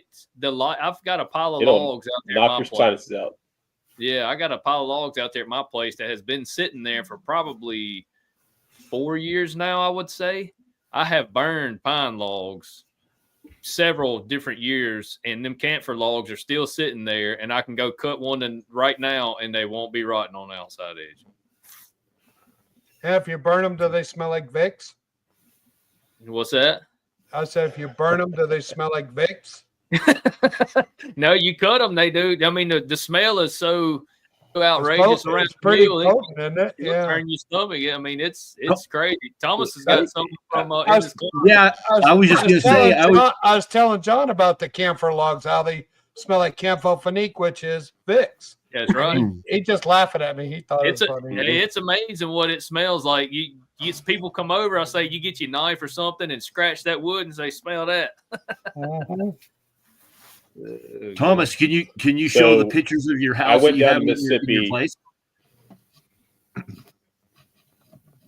Tim might have some there, but I went down to Mississippi right before Christmas. I hauled down 28 mantles to a custom home builder down there. These are just raw blanks and everything.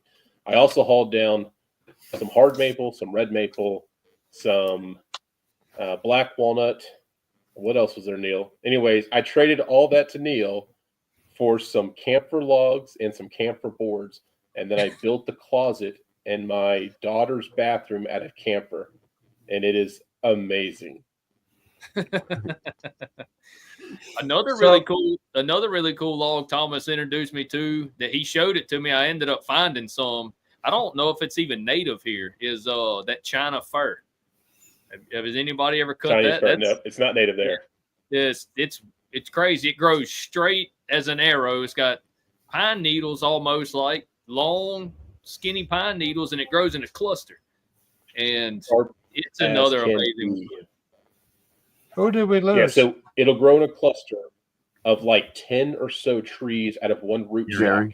It's a very slow growing. It's similar to, it's actually, I think it's closer related to like the cypress type trees and everything. It likes water. But in the Orient, they build temples and coffins out of it because of the smell, the aroma from it. It's a very aromatic wood, and it just lasts for a long time. It is very light though, and it burns like matchsticks. Yeah, it's really cool. It's really neat wood. I saved it what I had. And I'm gonna try to put it in the house somewhere. Okay, you have a fan. I got a question I want to throw out there.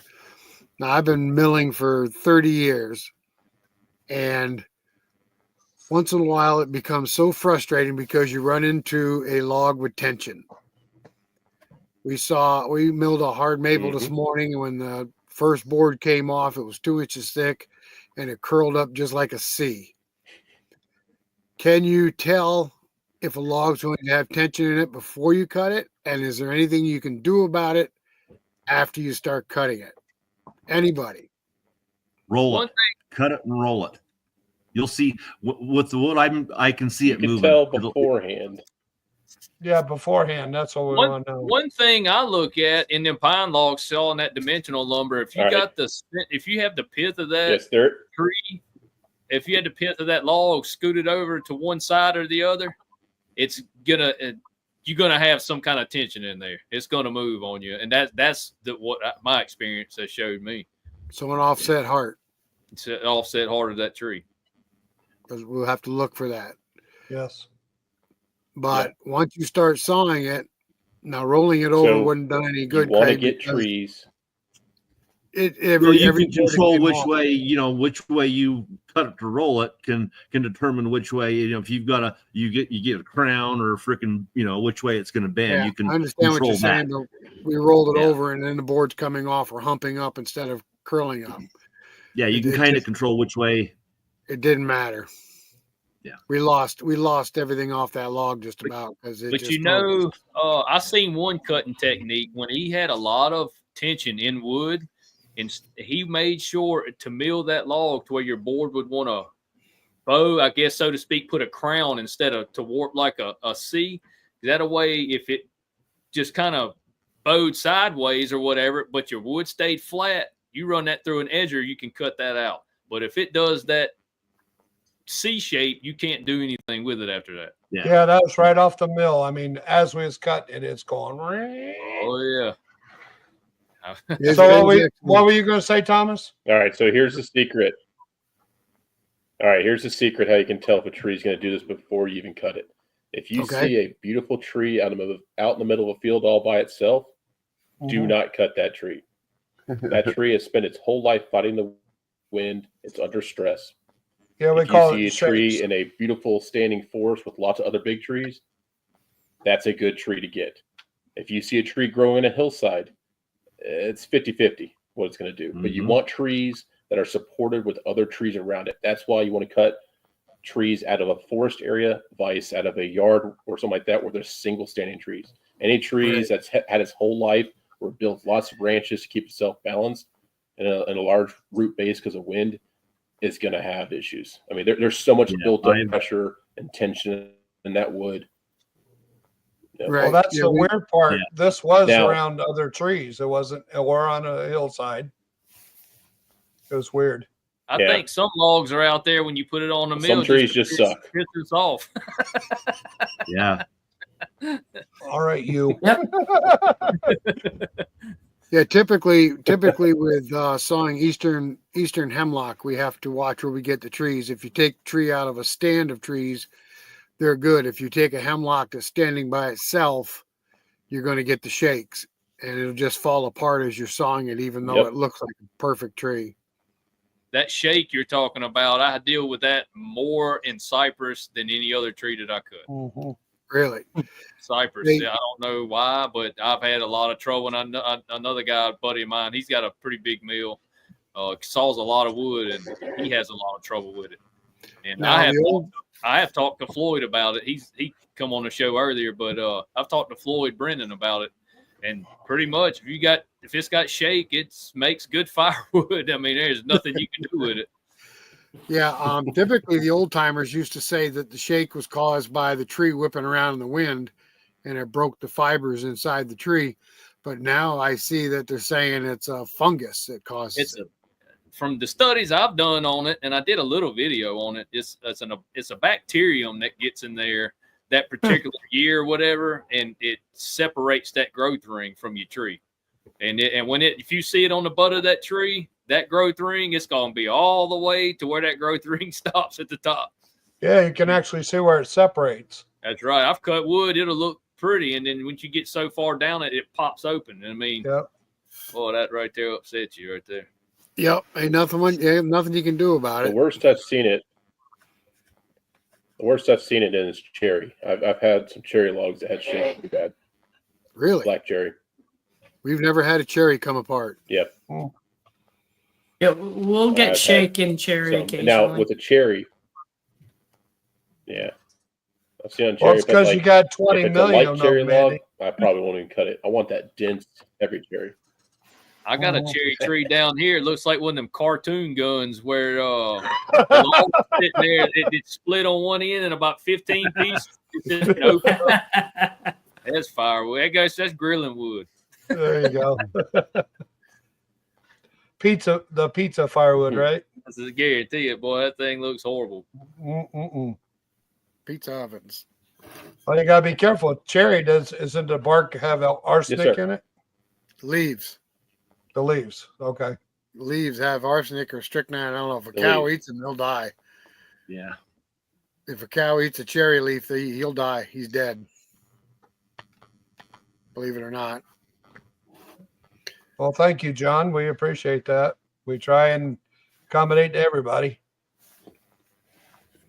We're gonna have to look at the hearts of these trees, Tim, and see if one's offset on one end. I believe on that maple this morning, the heart on the upper end was offset compared to the bottom. Yeah. Yeah, but at that point it's already down. I mean, other than milling, what are you gonna do with it? Make slabs? Yeah, we couldn't even make slabs. What are you cutting it up into? We were doing what Mr. Neal does. We were making tomato steaks with it. Out of maple?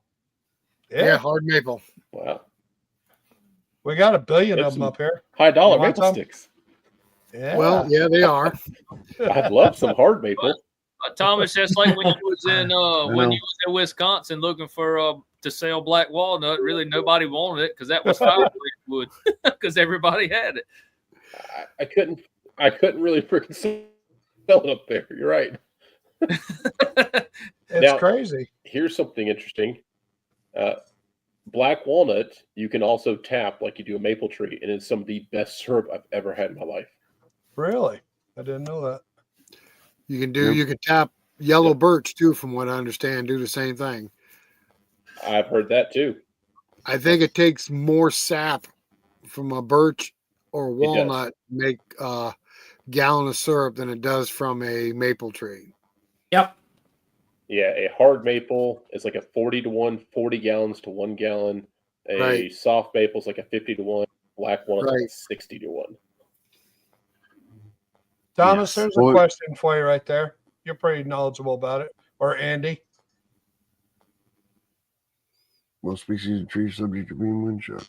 Yep. I think he's talking about shake. Yep. That's what we were just talking about. I'm not familiar with a For lot of me, it shake. The one that I always understood was subject to shake was cottonwood. Cottonwood. I've seen it in hickory, pine, cypress. That's the three main ones that I've seen. I don't have a lot of it in it. Where's mine, Mason? Come on. Choke it up. Where's mine? No. You don't come here unless you share with all of us. Oh. Okay, give you a butt. I want an orange one. Of course you do, Craig. Yeah, I think the most trees we have problems with shake is the hemlock. Hemlock, That's what we see it mostly in. You guys don't have a lot of hemlock, do you, Andy? We do, but we don't cut it because we don't have very much of it. We've got some down in the swamp that I think are starting to age out that we may start cutting. How about you, John? Yeah, I've seen it in everything except for hedge, which hedge already has it in it. It's just born into it. Hedge just has cracks in it. It's just supposed to be that way. But everything else, I think I've seen, the wind shake in. I've seen it in white oak. Definitely seen it in cottonwood. One thing about it in white pine, a lot of times with the white pine, those knots will actually stop. I don't know, you know what I mean? That beetle or that fungus or whatever will stop right at that knot ring sometimes. It'll go like through 2 or 3 sections of knots, but a lot of times it'll stop after that. Hello, Joe. Hey, Joe Maine. Hey, Joe. It's nasty in cherry. How was dinner? Craig, what were you interrupting his dinner with Dex and him? Ding ding ding ding ding. No. I talked to him yesterday for about an hour. I talked to him last night. Oh, good. He was saying he had to take Mama to dinner, but he was gonna chime in when he got home. Oh, good. Did you tell Jack to come on here too? I talked to him Friday. He was supposed to call me back, and I was texting him, and I told him, "Hey, dude, that's coming on again." That's good. I'm glad he stopped by. Yeah, good guys. Good night, Steve. Thanks for stopping by. Daryl. Snowing in Kansas, so you can keep the snow in Kansas. You're welcome. It's coming here tomorrow. Oh, you're going to get it tomorrow? Yeah, we're getting a little bit tomorrow. Sucks to be you, John. Sorry. Yeah, we might have to get out the broom again and I was showing Neal and Mason the snow outside here this afternoon. It's been 80 degrees here every day. You're another funny one. Right. How much snow you guys still got? Well, right now we're in the knee deep mode. You're either in knee deep snow or knee deep mud. There's no middle ground. Oh man. We had some big storms roll through today. It's been pretty warm. I'm thinking morel mushrooms are going to start popping up this week. Yeah. Ground And temperature where at? 58 You're degrees, where? they'll start popping. Tennessee. Tennessee. Yep. They should be rolling through Tennessee about now. Where are you? Center Tennessee, Thomas, or So we're midway between Memphis and Nashville, and near the closest town would be Jackson, Tennessee. Jackson? Okay. Yep. Yeah, technically we're supposed- considered Western Tennessee, but we're on the edge. To some Right. We're Yep. supposed to be in the 60s tomorrow, and we're supposed to get like an inch of rain. I think that's the Yeah. rain coming up from what Neal's having right now, right? You got the Mhm. bad storms, Neal? That Yeah, it's the same yeah, line. the tornadoes and stuff has kind of subsided. Most of them has stayed north of us. That band of weather, Mason was looking out the door earlier. It was probably blowing 60. It's lightning outside, but the bad stuff has passed. But so if That's anybody's out there watching, y'all be careful in that weather because Tylertown, Mississippi got flattened today. Oh no. Yeah, Poor Yes, they people. did. I heard someplace had a tornado and an earthquake. oh man. Jeez. Somewhere's out Mississippi or somewhere's out there, Missouri. They had a tornado and an earthquake in the same spot. Yeah, it was from Thomas's Good night, area David. down to just north of me was pretty. That there's some of the tornado chasers were down in Mississippi today chasing storms. Have you ever heard of reed timber? What's that? Have you ever heard of reed timber? Read Yep. it. Reed Timmer. Reed timber. What'd you He's say, a- Andy? Yes. I know reed timber. We need a Yeah, translator. he was down Oh, here. reed timber. Okay, yeah. He chases them. Huh? He chases tornadoes. Oh, he does. Did he ever catch one? I don't know. Did he put one in his pocket? You can't put them in your pocket now. Oh my goodness, you're being silly.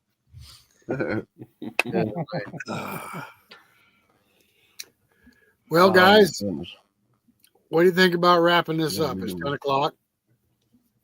Had a good time doing it for sure. What Oh, time? absolutely. Indeed. Time is it? Y'all, what time is it at y'all's house? It's It is 10 o'clock. What time is it here? 9 It's o'clock. 9 o'clock 9 there. o'clock. It's Craig's just, like- here. Craig's like 2 o'clock. it's just getting darker. Yeah, the sun just went down. See? Can't you see? Yeah, you finally cleared up over there. You don't have that white mist anymore. Aye. Well, we sure appreciate everybody that came along and joined us tonight. We had a good show, and we had Excellent. quite a bit of people join us. So for everybody that joined us tonight, Well, we Gary. appreciate it. We will be back the third Saturday of every month at 8 o'clock Eastern Standard Time. Good night, I see Ethan. I see my grandson said, "Have a good night." Ethan's still up at 10 o'clock. I see Boy, that. good night, bud. Oh, Victor, glad you could join us. Southern Adirondacks. see, Vic, I got your hat on, Vic. Woohoo! All right, all you guys that's on screen, just stay with us, and we have a little thing here at the end. All right, everybody, we appreciate you coming along, and until the next one, we will see you later. Bye-bye now. See you guys. See ya. We want to thank everybody for stopping by the show tonight. And remember, it's the third Saturday of every month that we all gather and are on the show.